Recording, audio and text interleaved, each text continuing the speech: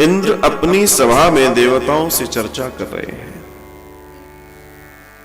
और देवताओं से चर्चा करते हुए इंद्र कहते हैं, वो मनुष्य पृथ्वी का भार है, वो मनुष्य पृथ्वी का भार है, अर्थात मनुष्य होकर भी पशु है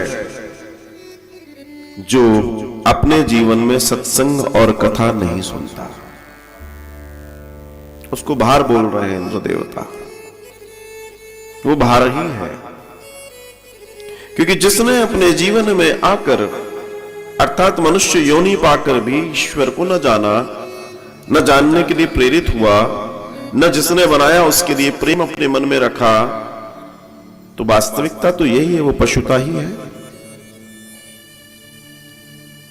जिसने जीवन भर कथा न सुनी, कह रहे हैं जिसने जीवन भर कभी कथा भागवत आदि इत्यादि न सुनी है, या जिसका मन इनमें नहीं लगता, उसका जन्म चांडाल और गधे के समान है। वो बता रहे हैं चांडाल और गधे के समान है, जिसे सिर्फ अपने मजदूरी मजदूरी मजदूरी करना और खाना, इसके अलावा कुछ नहीं आता, और जिसे सिर्फ अपने यापन के लिए जीने में आनंद आता है, ऐसे व्यक्ति को चांडाल और गधा कहा गया। जिस व्यक्ति ने कथा के नाम का आश्रय नहीं लिया, कभी जिसने जीवन लेकर भी, जिस मनुष्य ने मनुष्य का जन्म लेकर भी सिर्फ अपनी माता को प्रसव पीड़ा देने के लिए पैदा हुआ है, ऐसा धर्मशास्त्र कहते हैं। इससे ज्यादा उसके जीवन का कोई हेतु नहीं है, न कोई कारण है, न कोई कारण है। जिसने जीवन में कभी कथा नहीं सुनी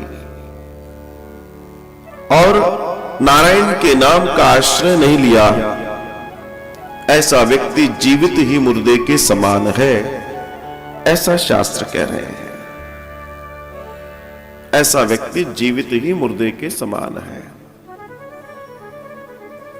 अतएव अपने जीवन को न मुर्दा बनाओ भैया जीते जी, न चांडाल बनाओ, न पृथ्वी पर भार बनाओ, न पशु बनाओ। जो हो वही बने रहो और जीवन का आनंद खूब उठाइए, आनंद से उठाइए। ये सौभाग्य है हम सबका कि हमें मनुष्य देह मिली है। ये सौभाग्य है हम सबका कि हम अपने आनंद और वैभव को जी रहे हैं। कथा से प्रेम कीजिए, जितना कर सकते हैं कथा से प्रेम कीजिए, क्योंकि कथा से प्रेम करना मतलब भगवान को जान लेना, भगवान से प्रेम हो जाना।